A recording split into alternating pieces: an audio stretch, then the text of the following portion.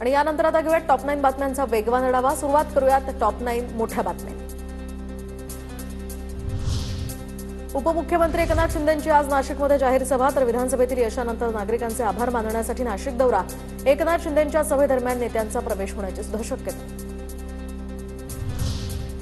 नाशिकमध्ये एकनाथ शिंदेंनी आयोजित केलेल्या बैठकीला गिरीश महाजन अनुपस्थित असणार, तर याआधी कुंभमेळ्यासाठी महाजनांनी घेतलेल्या बैठकीत दादा भुसेंची अनुपस्थिती।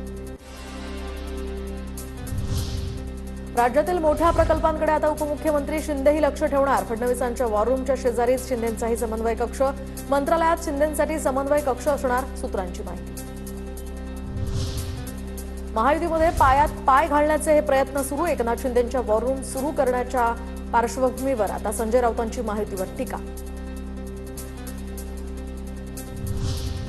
शरद पवार हे आम्हाला वडिलांसमान आहेत। शरद पवारांबद्दल आमच्यात नाराजी नाही, आम्ही केवळ आमची भूमिका मांडली।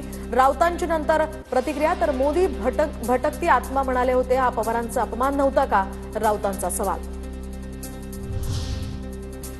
निवडणूक आयोग अमित शहांचा गुलाम, तर भाजप घोटाळे करून निवडणुका जिंकतो, राऊतांची शहांवरही टीका।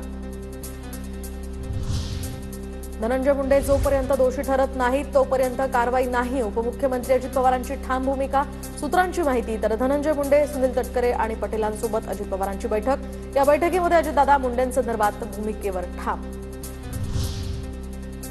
काल अजित पवारांनी सुरेश धस यांना भेटीसाठी वेळ दिली नाही, तर बीड जिल्हा नियोजन समितीच्या तक्रारीसंदर्भात धस आता भेट घेणार होते, तर अजितदादांनी धस यांना भेटीसाठी वेळ न दिल्यामुळे चर्चा सुरू।